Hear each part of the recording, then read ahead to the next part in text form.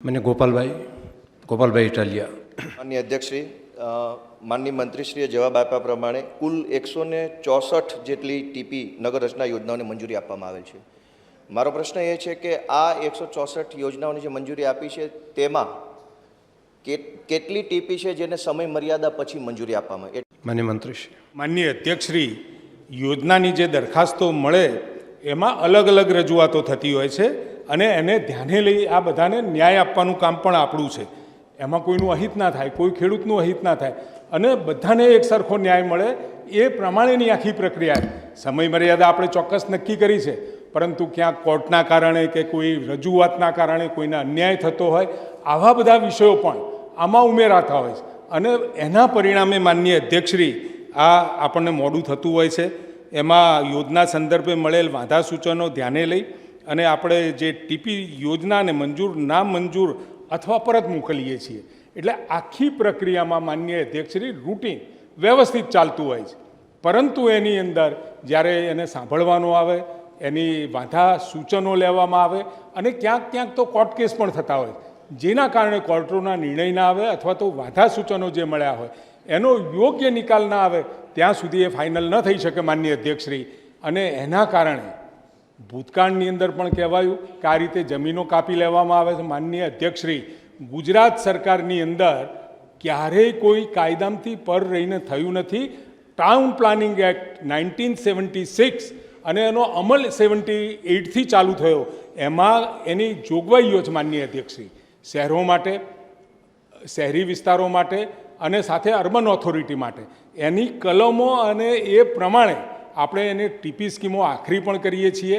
Draft scheme, development plan સ્કીમો પણ આપણે એને મંજૂરી આપતા હોઈએ છીએ. સમગ્ર પ્રક્રિયા માન્ય અધ્યક્ષશ્રી કાયદા પ્રમાણે થાય છે, પરંતુ આ તો એવું છે નહીં કે તમે કીધું કે 6 મહિનામાં પૂરું કરો પણ વચ્ચે આવીને કોઈ ખેડૂતને અન્યાય થતો હોય, કોર્ટમાં જતો રહ્યો, પહોંચી ગયો અને એના કારણે એ યોજના મંજૂર કરવામાં લેટ થતી હોય. માનનીય અધ્યક્ષશ્રી, ગઈ વખતે ખૂબ ઝડપી પ્રક્રિયા કરી અને 95 જેટલી યોજનાઓ આપણે મંજૂર કરી છે.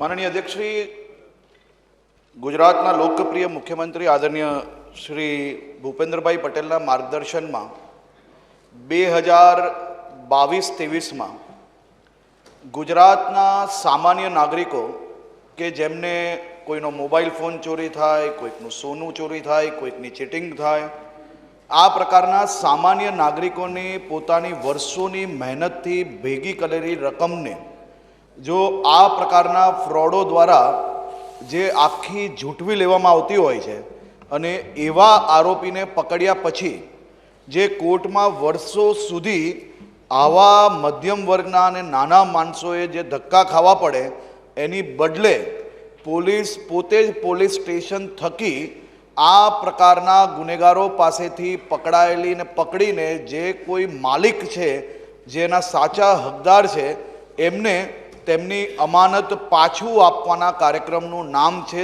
તેરા તુજકો અર્પણ. માનનીય અધ્યક્ષશ્રી, આ કાર્યક્રમ રાજ્યના સામાન્ય અને નાના પરિવારો માટે ખૂબ મોટા આશીર્વાદરૂપી કાર્યક્રમ તરીકે આજે રાજ્યના લોકો આને માની રહ્યા છે.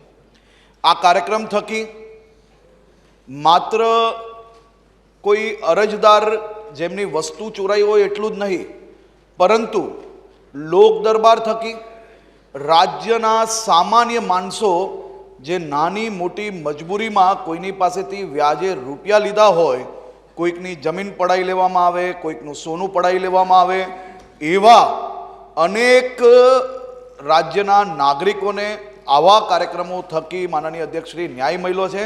અને માનનીય ધારાસભ્ય શ્રી પ્રવીણભાઈ ઘોઘારી, જેમનો આ પ્રશ્ન છે માનનીય અધ્યક્ષશ્રી, એમના જ વિસ્તારમાં આ કાર્યક્રમની સર્વપ્રથમ શરૂઆત થઈ હતી અને એ કાર્યક્રમમાં કમસે કમ પહેલા જ કાર્યક્રમમાં 16 કરોડથી વધારેની રકમના કમસે કમ 450 લાભાર્થીને પોતપોતાની સામગ્રી પાછી આપવામાં આવી હતી. માન્ય મનુભાઈ પટેલ. મારે જાણવું છે કે રાજ્યમાં આ પ્રકારના કુલ કેટલા કાર્યક્રમ યોજવામાં આવેલા છે અને તેમાં કુલ લાભાર્થીઓને કેટલી રકમનો મુદ્દામાલ પરત કરવામાં આવેલો છે? ગુજરાત રાજ્યમાં 2023થી હાલ સુધી 9081 તેરા તુજકો અર્પણના કાર્યક્રમોનું આયોજન કરવામાં આવ્યું, જેમાં 40,811 લાભાર્થીઓને પોતાની ચીજ વસ્તુ પાછી આપવામાં આવી છે. માનનીય અધ્યક્ષશ્રી, આની કુલ રકમ 500 કરોડથી વધારેની રકમ નોંધવામાં આવી છે અને છેલ્લા એક અઠવાડિયામાં જે આની અંદર રકમ નથી આવતી તેવા 112 કરોડ રૂપિયાની ચીજ વસ્તુ માનનીય અધ્યક્ષશ્રી લોકોને સોંપવામાં આવી છે. માનનીય ધારાસભ્યશ્રીએ જે હીરાના લૂંટની વાત કરી, માનનીય અધ્યક્ષશ્રી, સુરત શહેરમાં દિવાળીના સમયની આસપાસના સમયમાં કુલ મલાઈને 7 કરોડ ને 86 લાખ રૂપિયાના આંગડિયાની લૂંટ થઈ. જે આંગડિયામાં 100થી વધારે વેપારીઓનું માનનીય અધ્યક્ષશ્રી ખૂબ જ કિંમતી સામાન, કોઈકના હીરા કારખાનામાં જતા હોય ઘસાવવા માટે, કોઈકનું સોનું દાગીના માટે જતું હોય, કોઈકની બીજા રકમ માનનીય અધ્યક્ષશ્રી મહત્ત્વની ચીજ વસ્તુઓ હતી. કુલ મલાઈને આ રોબરી 48 કલાકમાં પોલીસ દ્વારા શોધી લેવામાં આવી.